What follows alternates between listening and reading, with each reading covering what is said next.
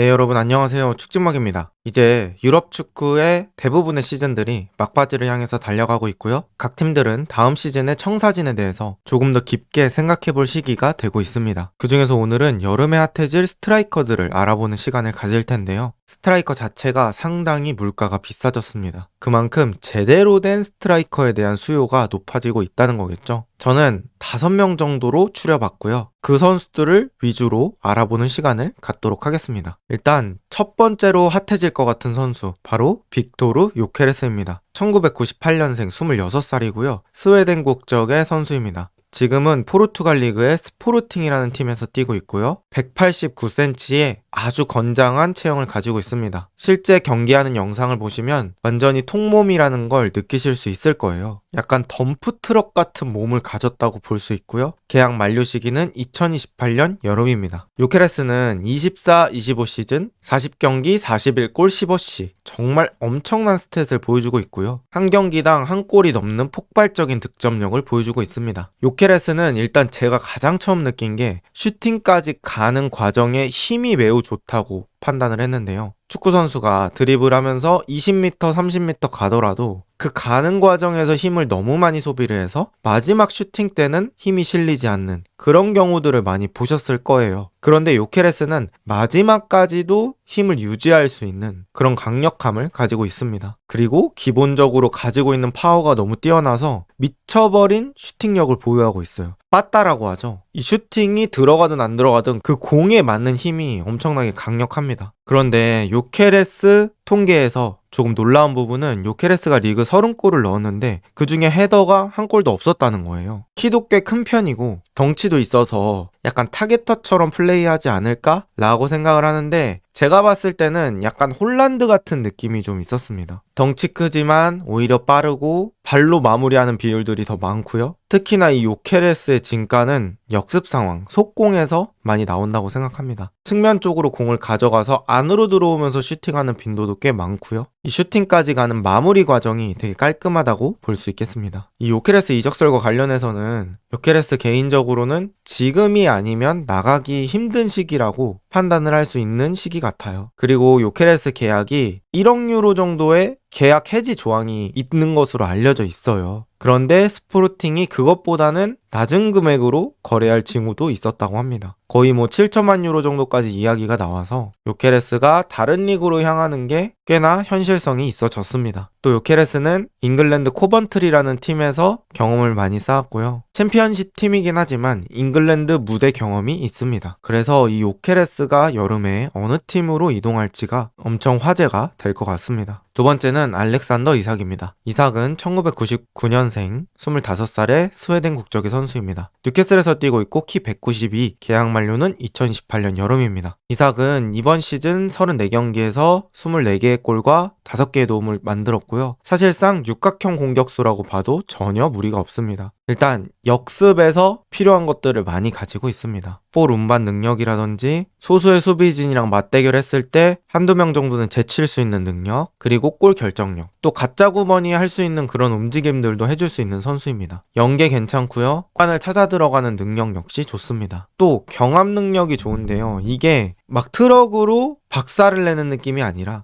유연하게 그 경합을 빠져나오면서 소유권을 유지해주는 그런 능력이 있습니다. 또 이삭은 전방 압박 능력도 가지고 있죠. 그래서 사실상 현대 축구에서는 필요한 능력들을 거의 다 가지고 있다고 볼 수 있겠고요. 실력 면에서는 정말 압도적인 실력을 보유하고 있다고 볼 수 있겠습니다. 그런데 중요한 건 뉴캐슬이 이삭을 팔고 싶어 하지 않는다는 거예요. 잠깐만요. 좋은 정보 있어서 이렇게 왔습니다. 바로 서프샤크에서 지원하는 VPN 서비스입니다. 해외에서만 볼 수 있는 더 오피스나 프렌즈 같은 드라마, 영화 등 컨텐츠를 보지 못해서 답답하지 않으셨나요? 서프샤크의 VPN 서비스를 이용하면 초고속 서버를 사용해서 쉽게 위치를 변경할 수 있습니다. 무려 100개 이상의 국가와 3000개 서버의 컨텐츠를 시청할 수 있습니다. 이 서비스를 이용해서 특정 국가에만 서비스하는 컨텐츠들을 자유롭게 만나볼 수 있다는 거죠. 또 해외여행 가거나 카페 갈 때 공공 와이파이에 연결할 때가 있죠. 그때 저는 연결을 하면서도 내 정보가 새어나가면 어쩌나 걱정을 하는데요. 서프샤크는 와이파이도 안전하고 쉽게 사용할 수 있게 해주어 그런 걱정을 없애줍니다.